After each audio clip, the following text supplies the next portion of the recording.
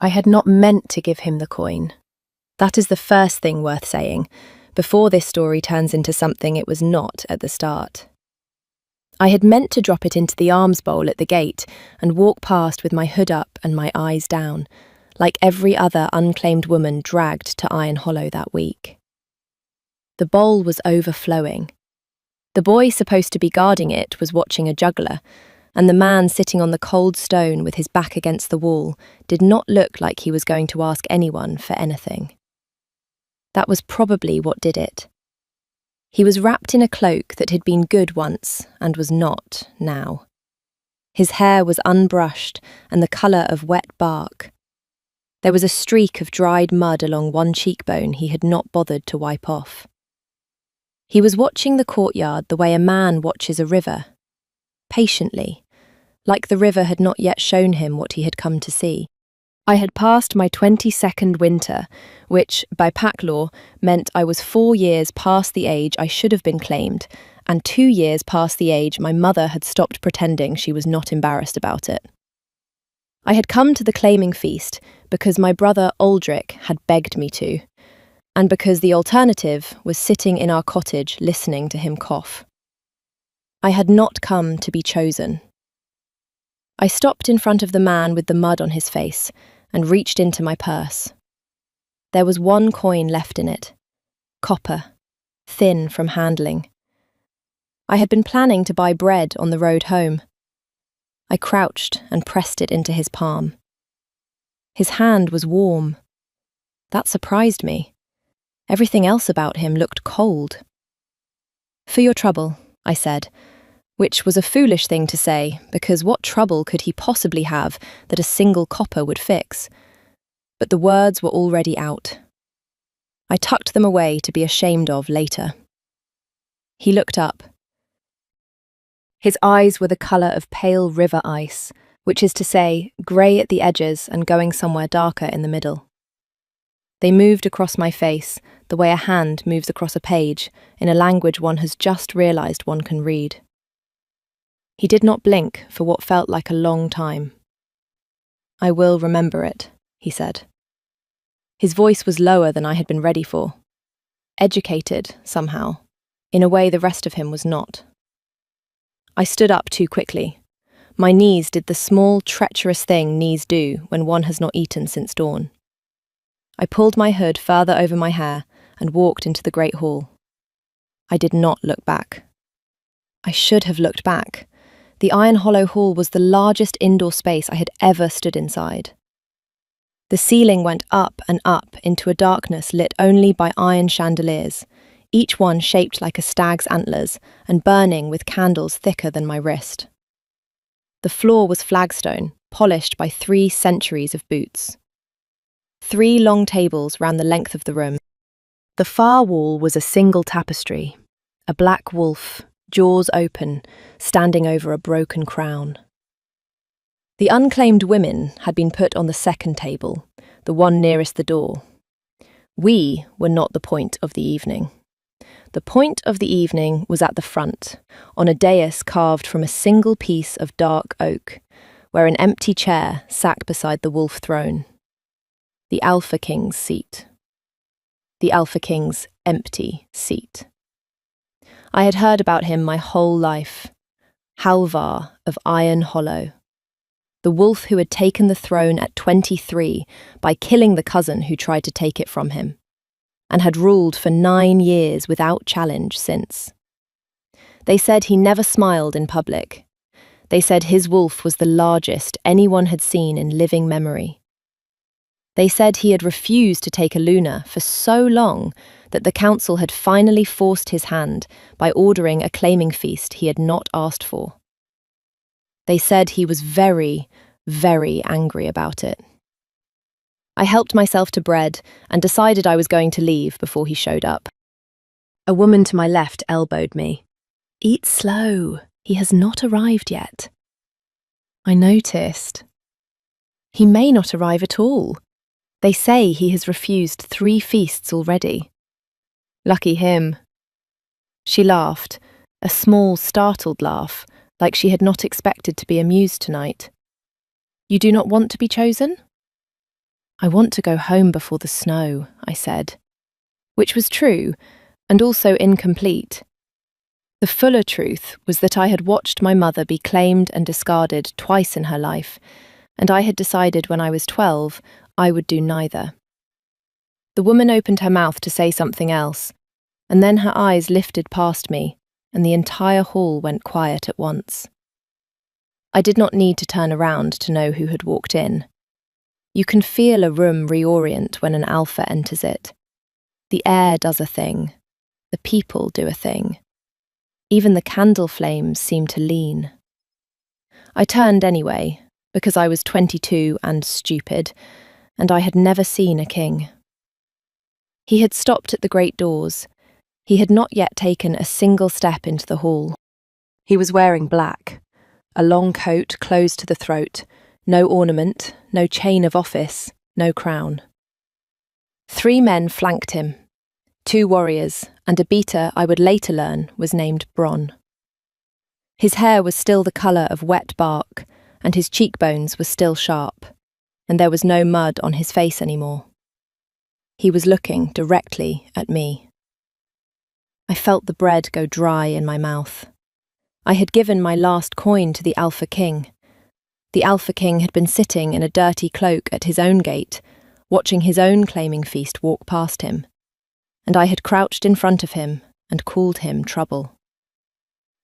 I sat down very slowly. His gaze did not follow me.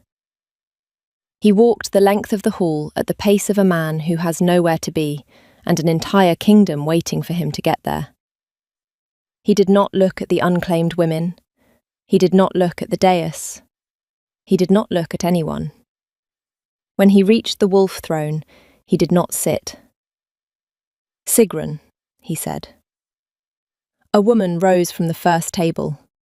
She was beautiful in the way a sword is beautiful, narrow, polished, sharp at the edges. Her hair was the colour of pale wheat and braided with iron rings.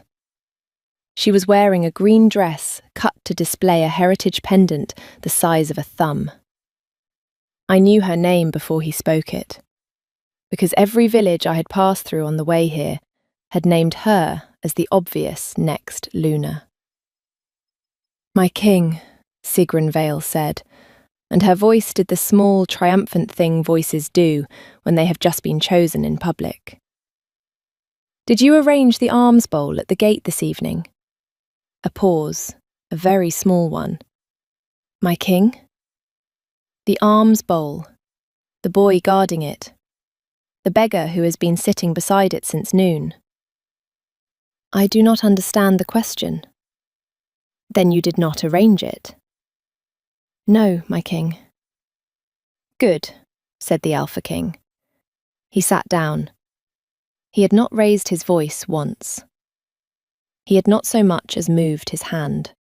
And yet the entire hall now understood that something had happened, and that Lady Sigrun Vale had failed a test no one had told her she was being given.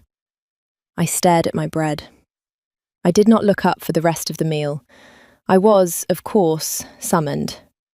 I had hoped, for approximately the duration of the soup course, that I had imagined the whole thing, that the king had been looking at the doorway behind me, that the test he had set at the alms bowl had been for someone else, and my single copper had simply landed in it the way a leaf lands in a stream. The man who came for me had a face like a worn shield, and the kind of patience that suggested he had collected many women from many tables in his life. "Mistress," he said, "His Grace requests your attendance." "I am Wren," I said, because I had decided on the walk between tables that if I was going to be humiliated in front of the entire hall, I was going to be humiliated by my own name. "Not mistress." "Wren," he agreed, perfectly evenly. "His Grace requests your attendance." I rose. I did not look at Lady Sigrun. I did not look at the unclaimed women. I walked the length of the hall under the gaze of the largest indoor crowd of my life and tried to remember how knees worked. He was waiting for me in a small antechamber off the dais.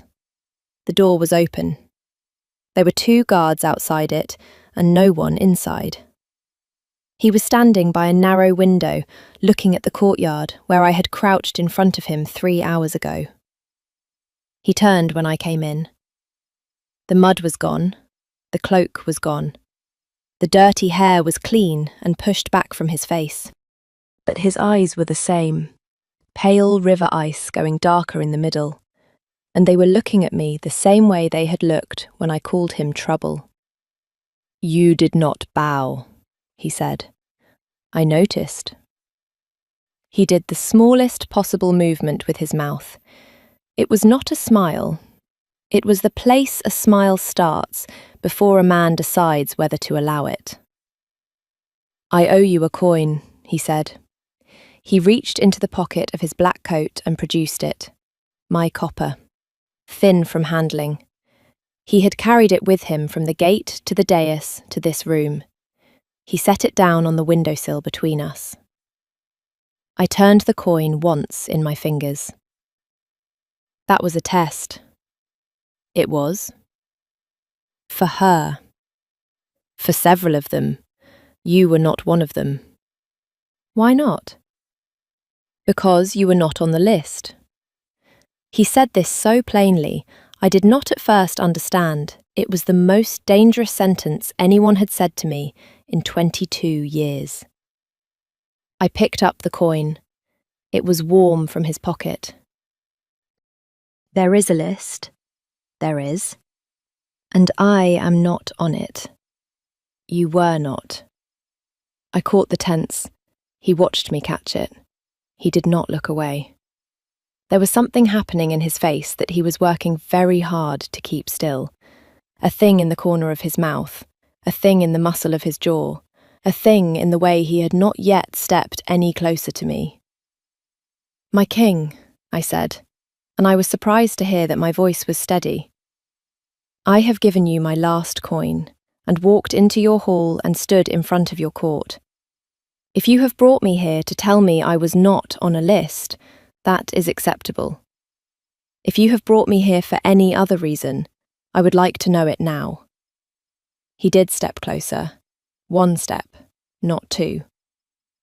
"I have brought you here," he said, "to apologise.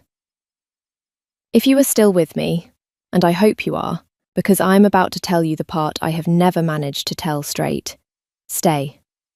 Whatever you thought this story was about, it is about to be about something else. And if you are enjoying her voice, the small, wry one telling you all this, leave a comment somewhere along the way and tell me you are listening. It matters more than you would think. Now, the list. He did not give it to me that night. He told me there was one, and he told me I was on it now. And he told me he would explain in the morning.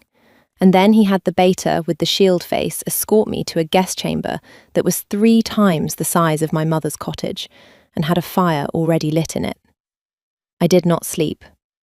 I watched the fire burn down to red coals, and I turned the copper coin over and over in my fingers, and I worked through the math. He had been at the gate. He had been there for hours. He had watched me walk in. He had known my name when I gave it to the man with the shield face. He had not asked Bron to find out who the woman in the green hood was. He had known. By the time the candles guttered, I had assembled most of it. The pieces I had not assembled, he gave me himself the next morning, in the library. The library at Iron Hollow is not what one expects from a wolf king. It is the warmest room in the fortress. The walls are honey-coloured oak. The floor is layered with furs. 3 of the windows look east, so the morning sun pours in and lands on a long reading table in the middle of the room, where someone, Halvar as it turned out, had laid out a single piece of paper for me.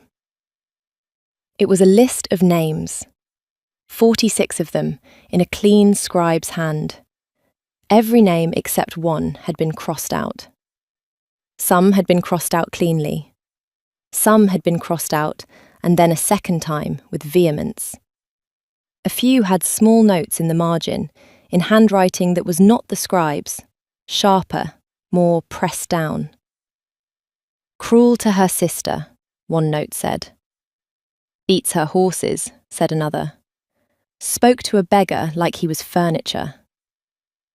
The single name that had not been crossed out was at the bottom. It was mine. It was added 2 weeks ago, said the Alpha King. He was sitting in a chair by the eastern window. He had not stood up when I came in. He had not greeted me. He had simply gestured at the table and let me find it myself. By whom? I already knew. By me. You have been to my village? 3 times. I sat down because my knees had done the treacherous thing again. The council ordered the feast, he said after a moment. They have been ordering it for 2 years. I have been refusing. This summer they sent me a list. 46 daughters of 46 houses.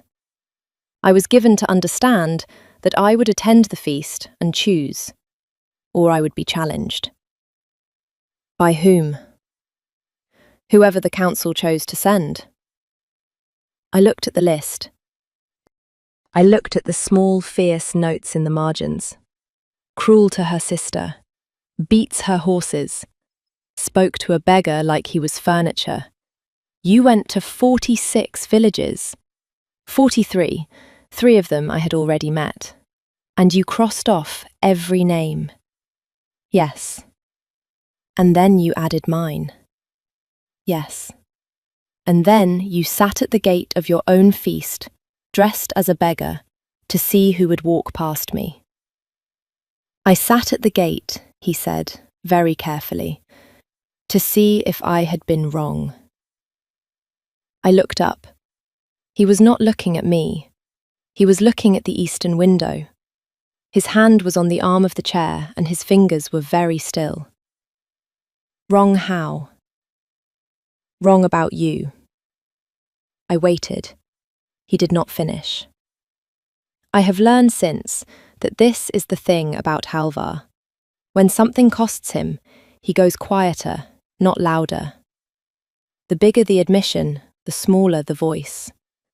If you wait long enough, he will tell you the rest. If you press him, he will close like a fortress door. I waited.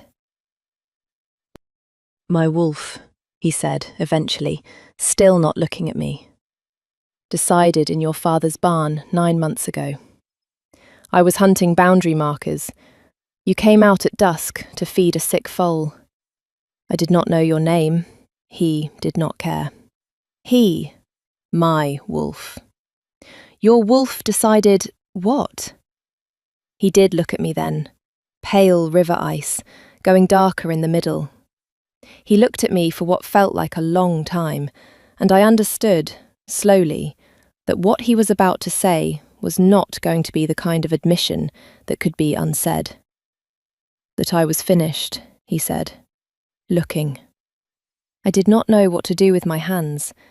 I put them on the list, on either side of the only name that had not been crossed out, and I stared at the paper, because if I looked at him, I would do one of the things a person does in that moment, and I did not yet know which one. My hands found the edge of the table. My king. Halvar. Halvar. The library was very quiet. Outside, far below, I could hear someone training horses in the lower courtyard. A bell rang somewhere. A bird argued with another bird on the eastern sill. And you wanted to know, I said, whether you had been wrong. Yes. So you sat in your own gate in a dirty cloak. Yes. And I walked up to you and gave you a copper. You did. And called you trouble. You did that as well. There it was again. The smallest possible movement at the corner of his mouth. The thing he was working very hard to keep still. I picked up the list. I folded it in quarters. I did not give it back to him. I tucked it into the front of my dress, against my heart, because it was mine now. and because if a king was going to keep a copper from me for 3 hours, I was going to keep a list from him for the rest of my life. "All right," I said. He waited. "All right," I said again, because I had to say it twice to make it true. "I'm going to need a great deal more information than this, but not now." "Not now," he agreed. I left the library. I did not look back this time either. But for a different reason. Lady Sigrun Vale made her move on the 3rd day. She had not been sent home, which I learned later was a deliberate choice on Halvar's part. Sending her home publicly would have humiliated her house and started a small war. He had instead allowed her to remain at the feast under the assumption that her dignity required her to leave on her own. Sigrun's dignity, it turned out, was not the operative force in her decision-making. She came to me in the corridor outside the kitchens, where I had gone to find tea because I'd been awake for 3 nights running and was running out of patience with the dignity of being upstairs. She was wearing grey. She had braided iron rings through her hair again. She was not alone. 2 of her cousins were with her, and a man I did not recognise who was holding what looked like a writ. "Mistress Wren," she said. And the word mistress did the same work in her mouth that the word beggar had done in mine 3 days ago. "We have a matter of bloodlines to discuss." I set down my tea. "Pack law," she continued, "requires that any woman who stands before an alpha king at a claiming feast must be of confirmed pack lineage. Your village has no record of your father's pack.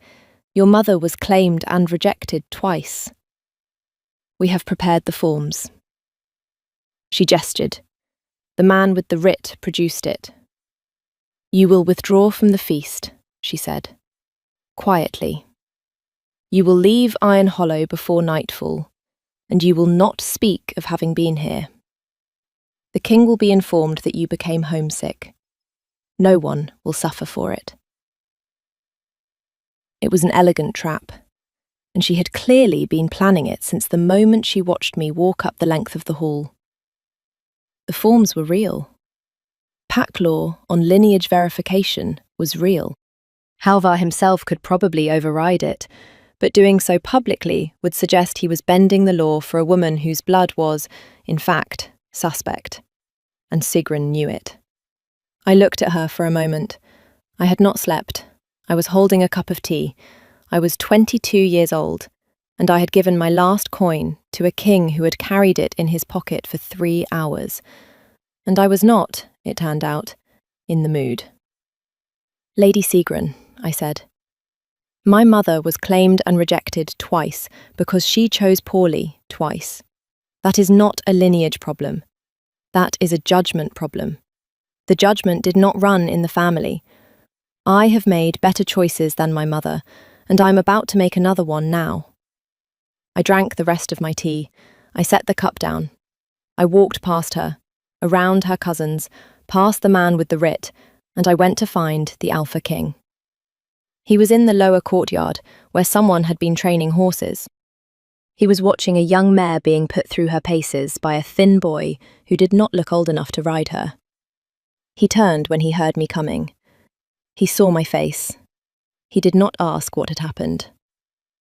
"Sigrun Vale," I said, "is in the kitchen corridor with a lineage writ and 2 cousins, attempting to have me legally withdrawn from the feast on the grounds that my pack ancestry cannot be verified. She has given me until nightfall." He looked at me for a long moment. "Did she?" he said, very softly. "She did." He turned to the beater who had appeared at his elbow without my noticing. "Bron, find the council clerk. I want the original writ Sigrun Vale signed when she accepted her own invitation to this feast. There is a clause on the 3rd page about good faith conduct. I want it read aloud at the evening meal. My king. And Bron, make sure Lady Sigrun is seated in the front row when it is read." Bron's worn shield face did something it had not done all week. It almost smiled. She tried once more. Of course she did. The night before the formal claiming ceremony, when half the feast had already left and the rest were preparing for the morning, there was a hunt. Pack hunts before a claiming are tradition. The alpha rides, the woman he intends to claim rides, the senior pack rides, and at some point during the dawn ride, the alpha takes the lead, and the woman rides up beside him, and the pack sees it and understands.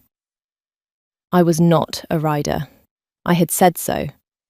Halvar had nodded and arranged for me to be given the gentlest mare in the stables, a soft-eyed grey called Ash, who had carried his sister before his sister died, which I learned later, but did not know that morning.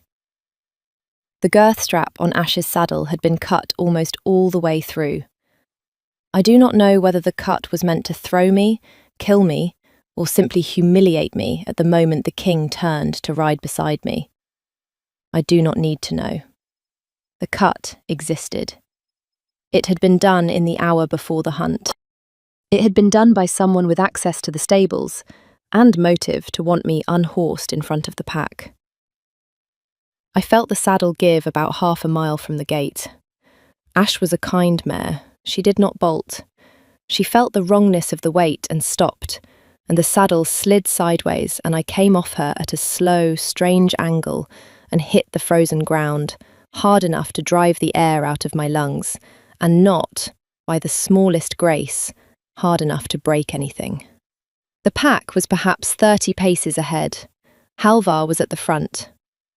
I have replayed the next part of the morning more times than I can count. He did not turn his horse. He did not call out. He simply dismounted in a single motion that did not look human, and was at my side before the pack had finished registering that I had fallen. He did not touch me. He crouched in the frozen grass 3 paces away, and looked at me with an expression I have not seen on his face before or since. Ren! I am fine. Ren!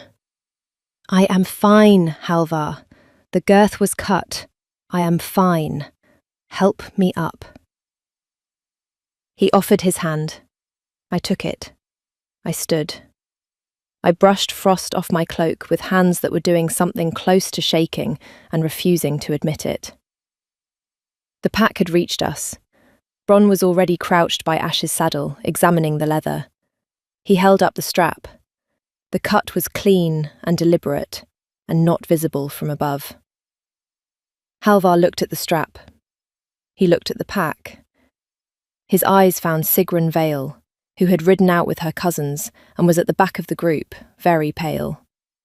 He did not speak. He simply turned and walked her horse forward and stood in front of her and said one sentence. You will be gone from Iron Hollow before this sun reaches its height. He did not wait for a reply. He came back to me. He looked at Ash, who was nuzzling my shoulder. He looked at me. He looked at the cut strap in Bronn's hand. And then he did the thing I have replayed most of all. He took off his own cloak, the heavy black one with the wolf pelt collar, and he put it around my shoulders. He did not say a word while he did it. He did not meet my eyes.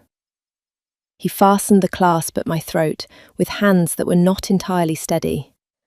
And then he stepped back and waited for me to refuse it, because he had not asked. I did not refuse it. I rode the rest of the hunt with his cloak on my shoulders and my own folded across the saddle in front of me. The pack saw it. Every wolf in Iron Hollow understood, by the time we returned to the gate, what they had been watching. The formal claiming was the next evening, and there was nothing left for anyone to argue about. I will tell you about the claiming because it is the part you came for, but I will tell you the way it actually happened, which is shorter than the version the bards have started telling. The great hall was full. The wolf throne sat empty. Halvar stood in front of it, in black again, with a thin iron circlet on his head, which I had not seen him wear before, and which he had clearly put on for the occasion. The council was arranged in a semicircle. The unclaimed women, the ones who had stayed, sat in the second row. Lady Sigrun was not present. I walked the length of the hall on my own. I did not have a green dress with a heritage pendant. I had a deep grey wool gown the seamstresses had finished me that afternoon, and the copper coin sewn into a small pocket at the breast, where I had decided that morning it would stay forever. I stopped 3 paces from him. He looked at me. The thing in the corner of his mouth happened again. He did not try to hide it this time. He reached into the pocket of his coat and produced a copper coin. Not mine, a new one. He held it up so the court could see it. 3 days ago, said the Alpha King in the voice he used for proclamations, this woman walked through the gate of Iron Hollow and stopped in front of a man she believed to be a beggar. She gave him the last coin she had. She told him it was for his trouble. The hall was very quiet. I was that beggar, he said. I was sitting at my own gate, watching my own feast, deciding whether I had been right about her. I had been right about her. He looked at me. I have ruled Iron Hollow for 9 years. In that time, I have been offered every kind of currency a king is offered. Gold, pacts, heirs, loyalty, lineage. I have never, in those 9 years, been offered something for my trouble by someone who did not know who I was. He held up the new coin. This is the most valuable thing I own. I am giving it back to her tonight, in front of all of you, because I want every wolf in this hall to understand what I have chosen. Not the rank, not the bloodline. Her. He stepped forward. He placed the coin in my palm. His hand closed around mine for the length of a single breath. He let go. He bent, not far, just enough, and said something quiet against the top of my hair. I will not tell you what he said. That one I am keeping. But what I felt in the moment he said it was not what I had expected. It was not breathlessness. It was not surrender. It was the strangest, simplest thing. A door opening in a wall I had not known I had been leaning against my whole life. The wall came down. I stayed standing. The room did not. When I lifted my face, he kissed me once, briefly, in front of the entire pack, and the kiss was nothing I have words for, except that I understood, finally, why people sing about this. Not because of the kiss, because of the recognition. He had seen me when I thought I was invisible. He had been seen by me when he thought he was hiding. That was the whole story. 3 months later, I'm writing this in the library at Iron Hollow, with the eastern window's pouring sun across the table where the list once sat. The list is gone. I burned it the morning after the claiming, in the great half, and Halvar watched me do it and did not stop me. The 2 coins live in a small carved box on the mantel. We do not speak of them. We do not need to. Aldrich has been moved to the kitchens, where the cook has decided he is to be fattened up before the winter. His cough is better. He has discovered honey. Lady Sigrun Vale has been stripped of her seat on the council, and her family's holdings have been redeeded to a cousin who is, by every account, much kinder to her sister. She lives now in a small house in the north and writes letters of complaint that no one answers. Bronn has admitted, only to me, that he was rooting for me from the moment I called the king trouble. Halvar is... different is not the right word. He is the same man. The court still bows when he enters a room. The pack still falls quiet when he speaks. But the chair beside the wolf throne is no longer empty, and the library door is left open more often than not, and there is a copper coin in a carved box on a mantle that costs more than the kingdom. Last week he came in from the training yard, took one look at me sitting at the eastern window with this account in my lap, and asked what I was writing. "The truth," I said. "About what?" "About a man I once mistook for a beggar." He stood for a moment in the doorway, the late sun on his face, doing the smallest possible thing with the corner of his mouth. "Tell them I was not entirely sorry to be mistaken," he said. And then he closed the door behind him, gently, the way he closes all doors now, like there is something inside worth keeping safe. "So, tell me, did you see it coming? The first time he looked up from the cold stone and said he would remember? Or did he fool you the way he fooled me?" Leave a comment and let me know. And if her voice was the kind of voice you would spend another evening with, the moon and iron icon at the bottom of your screen is where you find her again. There is more where this came from. There is always more. I am Wren of Iron Hollow now. I will see you at the next fire.